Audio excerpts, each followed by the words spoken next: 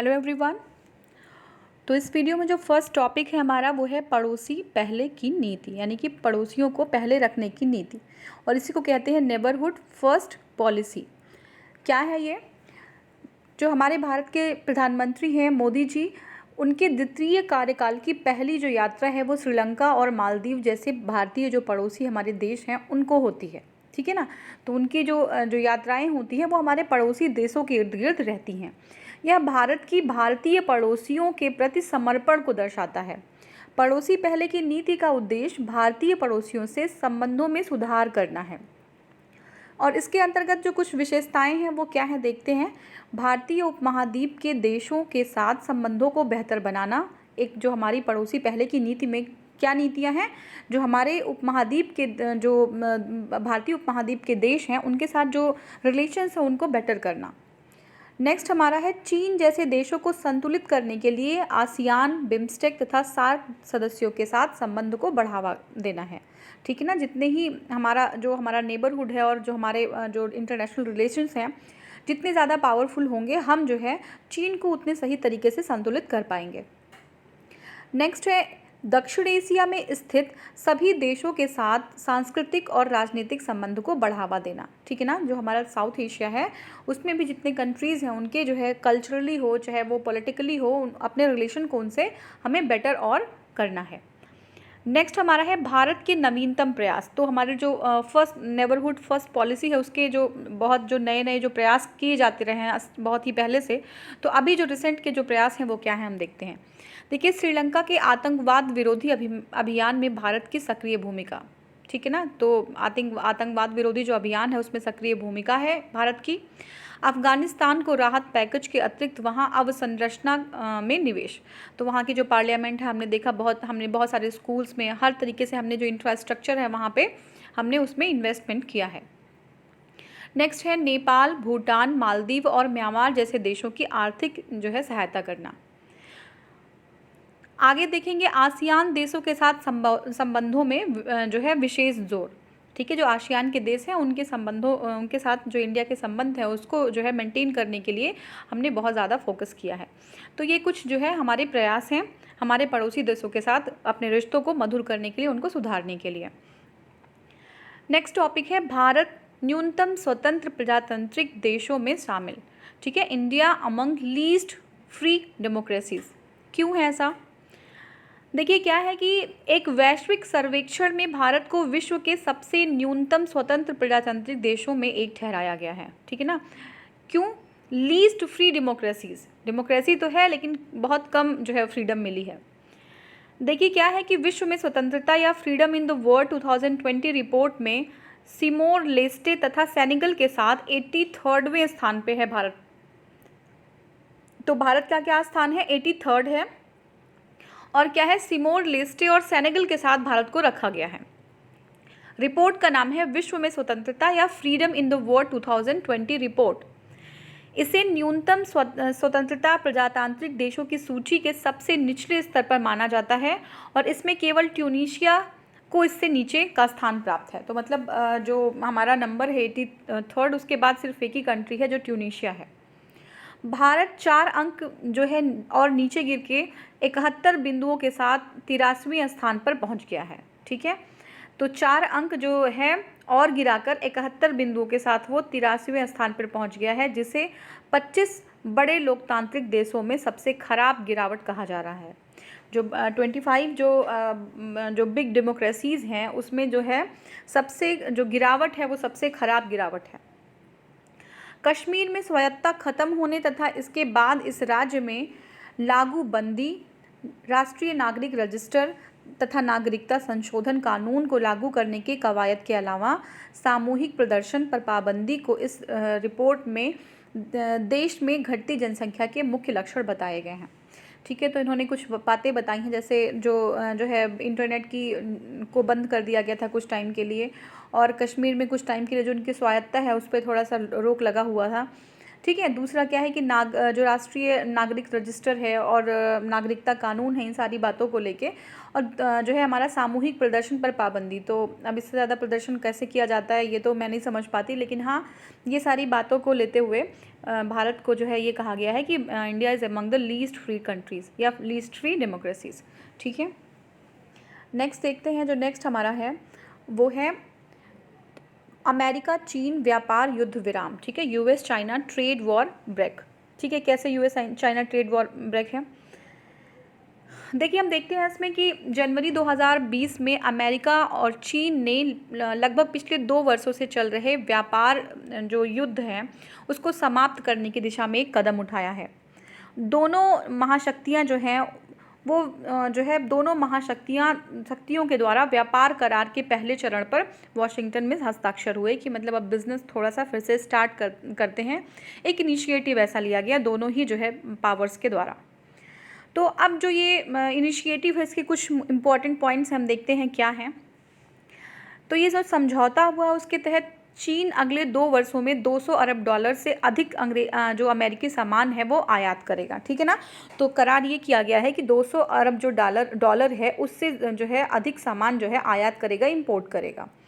और इसमें से $50 अरब जो है कृषि से रिलेटेड उत्पाद होंगे, 75 अरब का विनिर्माण उत्पाद होगा और $50 अरब का उत्पाद ऊर्जा के क्षेत्र से संबंधित होगा। ठीक है।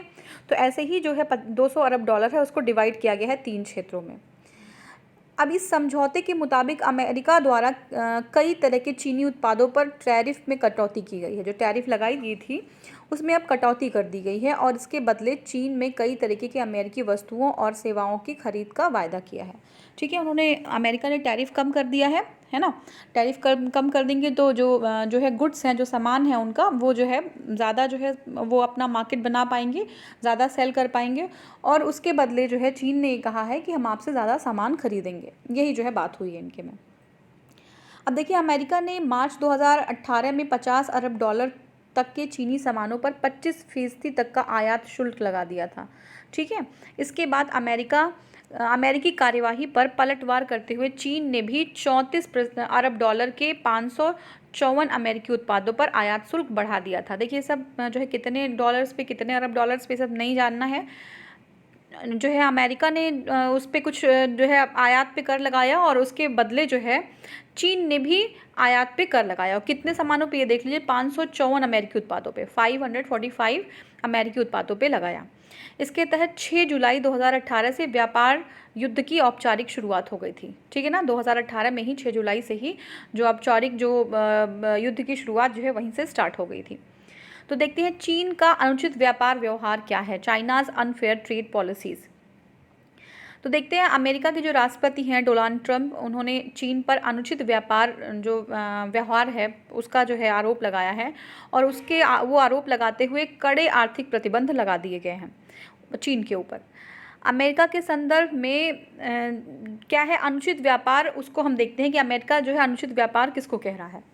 अमेरिका का आरोप है कि चीनी जो कंपनियां हैं वो अन्य देशों की कंपनियों को अपनी बौद्धिक संपदा साझा करने के लिए मजबूर करती हैं। ठीक है ना।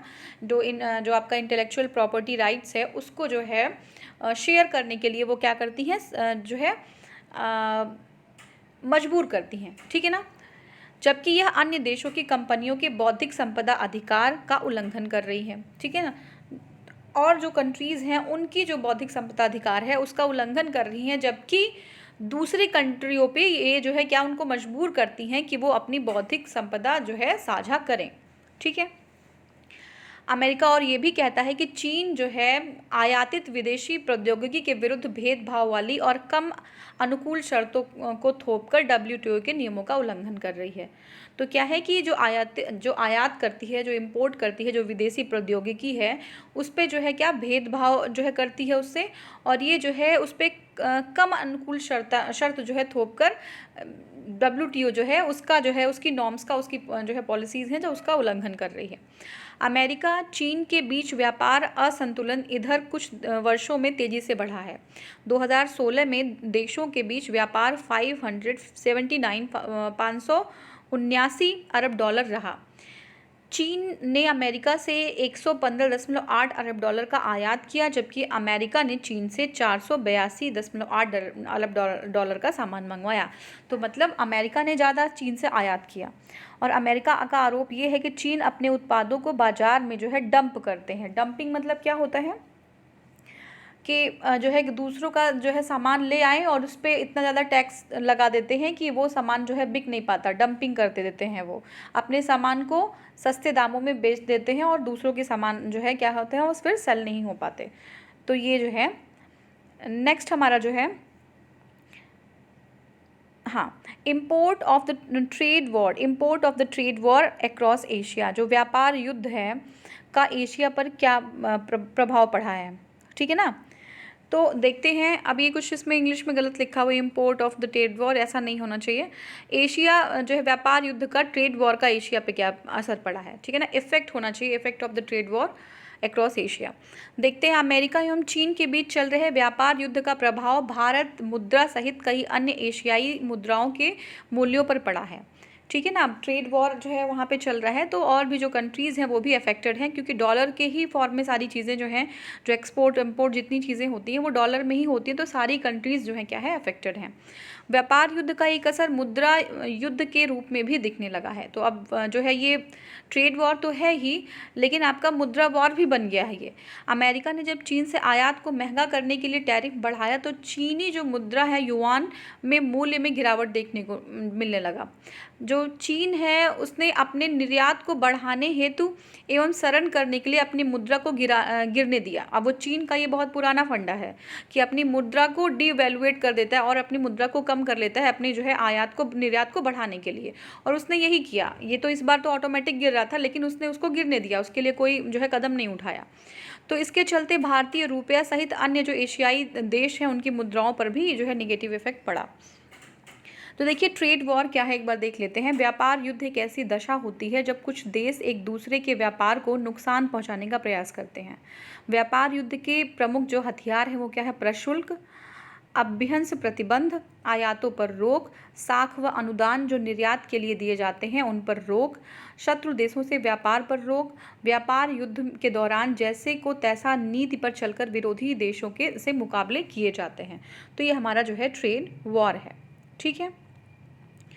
देखिए व्यापार युद्ध में कोई जो है विजेता नहीं, ठीक है ना, उसका कोई कॉन्क्लूसिव रिजल्ट नहीं आया है।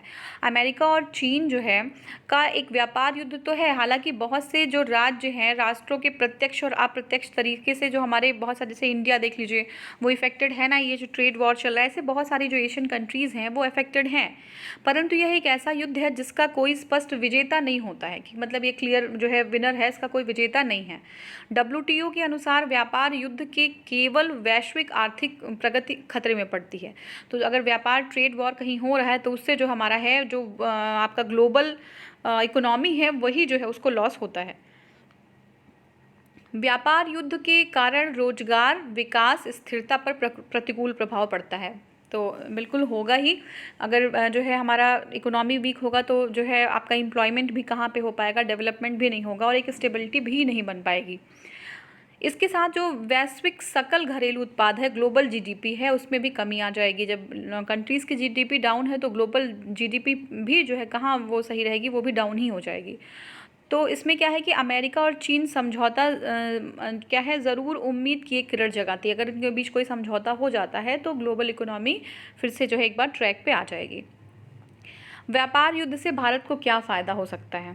तो देखिए अमेरिका और चीन के बीच व्यापार युद्ध से वैश्विक अर्थव्यवस्था में भले ही अस्थिरता आई हो, परंतु भारत के लिए एक तरीके से फ़ायदामंद भी हो सकता है, ठीक है ना। ऐसे तो हमारा जो रुपए की वैल्यू है वो जो है वीक हो रही है, रुपया कमज़ोर हो रहा है, लेकिन कुछ फ़ायदे क्या हो सकते हैं एक बार हम देखते हैं इसको। तो देखिए पहला तो क्या है कि व्यापार युद्ध के बाद वैश्विक स्तर पर ज़्यादा बड़े बाजार खुलेंगे और जो है भारत इस दृष्टिकोण से व्यापार एवं विनिर्माण क्षेत्र के रूप में अपनी जगह बना सकता है, ठीक है ना। तो जब व्यापार आपका युद्ध हो रहा है उसके बाद जो वैश्विक स्तर है, ग्लोबल लेवल पे बहुत सारे जो है नए मार्केट खुलेंगे। और आप जानते हैं कि इंडिया एक बहुत बड़ा मार्केट है, ठीक है ना। पॉपुलेशन इतनी ज़्यादा है, कोई भी चीज़ आप बना रहे हैं तो कंज्यूम यहाँ पे बहुत ईजिली लोग कर लेते हैं। तो ये जो है मार्केट है और एक इंडिया के लिए बहुत बड़ी अपॉर्चुनिटी है कि जो आपका ट्रेड है और इंफ्रास्ट्रक्चर के एरिया में इनको एक अपनी एक अलग स्पेस जो है ये अपना क्रिएट कर सकते हैं। अब देखिए, अमेरिका में ब्याज दरों के बढ़ने से निवेशक भारत में निवेश करने के लिए आकर्षित होंगे। तो वहाँ पे क्या है, ब्याज दर जो है बढ़ा दिए गए हैं।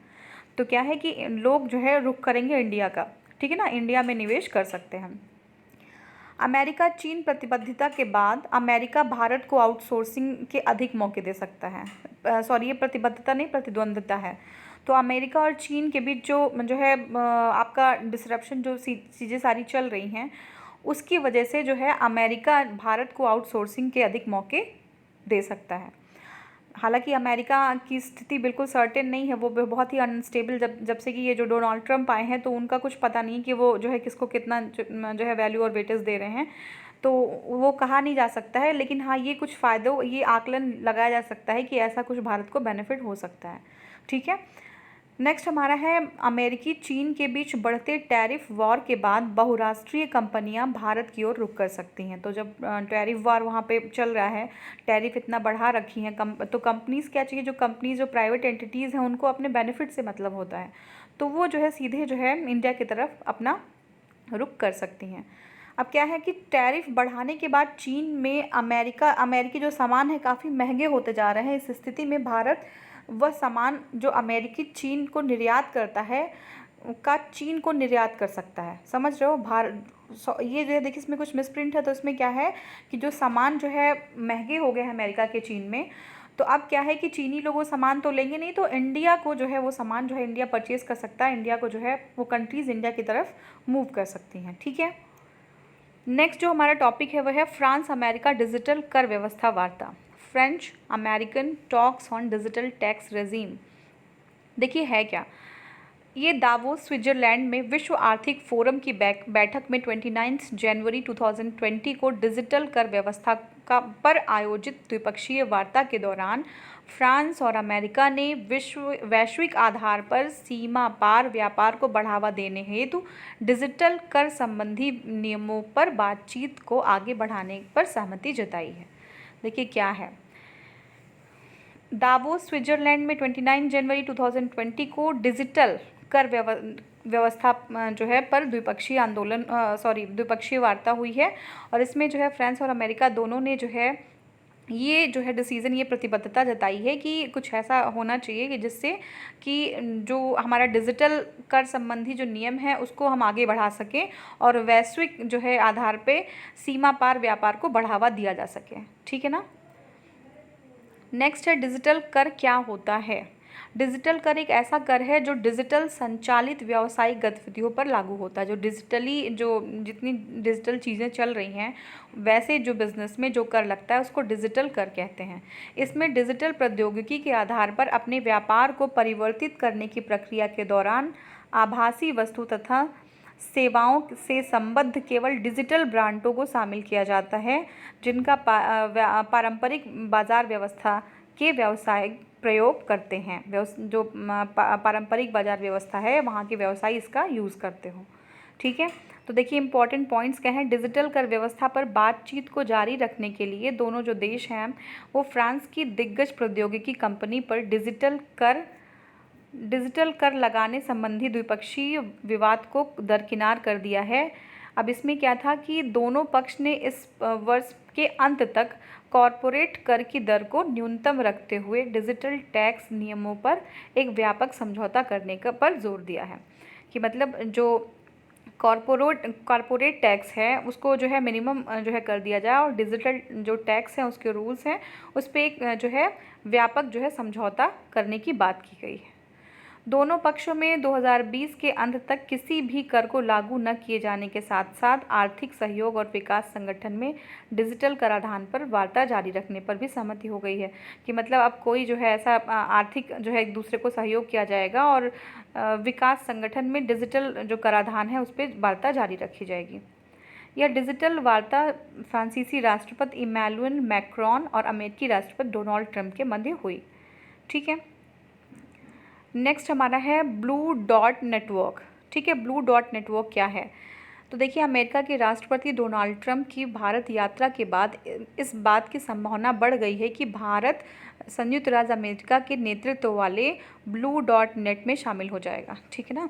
तो अमेरिकी जब राष्ट्रपति भारत की यात्रा किए थे तो ये चीज़ें बहुत ज़्यादा लोगों को ये समझ में आता है, ये लोगों का ये डिस्कशन किया गया है कि जो भारत का संयुक्त राज्य अमेरिका के नेतृत्व में जो बना हुआ है ब्लू डॉट नेटवर्क, वहाँ पे जो है इंडिया शामिल हो सकता है।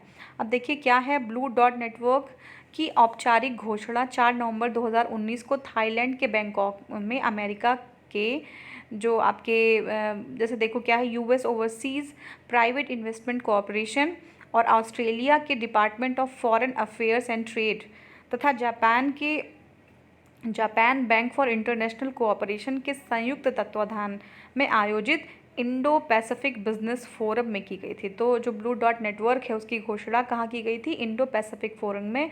और वो फोरम कहाँ हुई थी? थाईलैंड के बैंकॉक में हुई थी, जिसमें यूएस, ऑस्ट्रेलिया और जापान जो है शामिल था। इस परियोजना में शामिल तीनों देश ऑस्ट्रेलिया, जापान और अमेरिका चाहते हैं कि भारत भी इसमें शामिल हो, तो इसलिए इसके कयास लगाए जा रहे हैं कि भारत जो है ब्लू डॉट नेट में शामिल हो सकता है। ठीक है ना। तो देखिए ब्लू डॉट नेटवर्क क्या है? देखिए ये एक प्रकार की वैश्विक बहुहितधारक पहल है, मतलब बहुत सारे लोगों का इसमें जो है हित होगा। इसका क्या उद्देश्य है कि ग्लोबल इंफ्रास्ट्रक्चर विकास के लिए उच्च गुणवत्ता एवं विश्वसनीय मानकों को बढ़ावा देने के लिए सरकार और निजी क्षेत्र और नागरिक समाज को एक साथ आना चाहिए। किसके लिए? ग्लोबल इंफ्रास्ट्रक्चर, ऑल ओवर हमारा जो ग्लोब है उसकी सबकी इंफ्रास्ट्रक्चर को बढ़ाने के लिए, चाहे वो सरकार हो या निजी क्षेत्र हो या मतलब प्राइवेट एंटिटी हो या फिर जो है हमारी नागरिक समाज हो, सबको एकजुट एक साथ लाने की आवश्यकता है। अब देखिए नेक्स्ट हमारा इस परियोजना का उद्देश्य क्या है? हिंद प्रशांत क्षेत्र पर ध्यान देने के साथ साथ विश्व स्तर पर सड़कें, बंदरगाह, पुल के लिए मान्यता प्राप्त मूल्यांकन और प्रमाणन जो प्रणाली है उसके रूप में कार्य करना है। ठीक है ना। कैसे? जो हमारा हिंद प्रशांत इंडो पैसिफिक जो एरिया है उसके बाद क्या जो वर्ल्ड लेवल पे जो आपके रोड्स हैं, बंदरगाह हैं, ठीक है ना, पुल हैं, उनके निर्माण के लिए उनके एक जो है आपका पुलों के लिए मान्यता प्राप्त मूल्यांकन, मतलब मान्यता प्राप्त मूल्यांकन और प्रमाणन प्रणाली के रूप में कार्य करने की आवश्यकता है। मतलब एक जो है लेवल पे जाके जो एक लेवल सेट करना और उसी के अकॉर्डिंग सारी चीज़ों को काम करना है। ठीक है। आगे नेक्स्ट हमारा है वैश्विक परिदृश्य में जो है परियोजना का क्या महत्व है? देखिए यही है सेम। तो गैर मतलब है कि वैश्विक परियोजना में इसे चीन की महत्वाकांक्षी बेल्ट एंड रोड इनिशिएटिव के प्रत्युत्तर के रूप में देखा जा रहा है। किसको? ब्लू डॉट नेटवर्क को, जो आपका चीन का जो बेल्ट और रोड इनिशिएटिव है उसके प्रत्युत्तर में, उसके जो है अपोजिट उसको देखा जाता है। ठीक है। अमेरिका ने समन्वित वायु रक्षा शस्त्र प्रणाली विक्रय को मंजूरी दी। US not to integrated air defence weapon system. तो देखिए अमेरिका ने भारत को एक समन्वित रक्षा शस्त्र प्रणाली IADWS का विक्रय करने की सहमति दे दी है। किसके लिए? Integrated air defence weapon system को जो है आप क्या करने के लिए, इसको विक्रय करने, उसको सेल करने के लिए इंडिया को जो है ये अनुमति दी है। और विक्रय करने पर सहमति के बाद जो है इसका जो अनुमानित लागत है 1.9 अरब डॉलर का होगा। 1.9 अरब डॉलर। इस सौदे का उद्देश्य भारत के सैन्य बलों की आधुनिकीकरण करना है। जो हमारे जो है इंडिया के जो सैन्य बल हैं उनको जो है उनका जो है आधुनिकीकरण करना इसका मेन मोटो है। उसके वर्तमान देखिए क्या है कि वायु रक्षा ढांचे तथा वायु हमले द्वारा उत्पन्न खतरों का मुकाबला करने के लिए एक बहुत ही अच्छा तरीका है और एक जो है अपनी जो टेक्नोलॉजी उसमें प्रसार करना, उसको जो है इन्हेंस करना है। ठीक है ना। अगर कोई भी जो है वायु रक्षा ढांचा है या वायु हमला है, उसके जो खतरे उत्पन्न हो सकते हैं उससे हम जो है इसको टाल सकते हैं। तो मेन पॉइंट क्या है देखते हैं।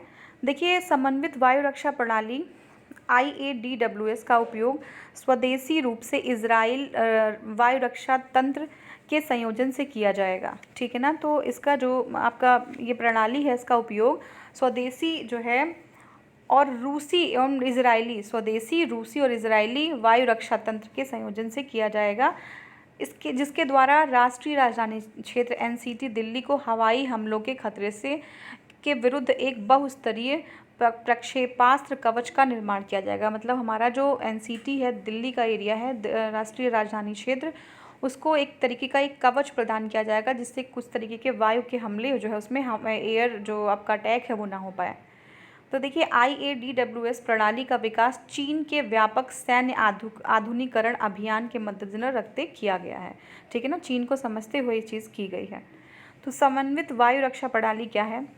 समन्वित वायु रक्षा प्रणाली अमेरिका की फर्म, क्या नाम है इसका, रायतन द्वारा विकसित NASAMS का एक उन्नत प्रसंस्करण है जिसका जो विकास है वो नॉर्वे के कॉन्सबर्ग रक्षा एवं एरोस्पेस की भागीदारी से किया गया है।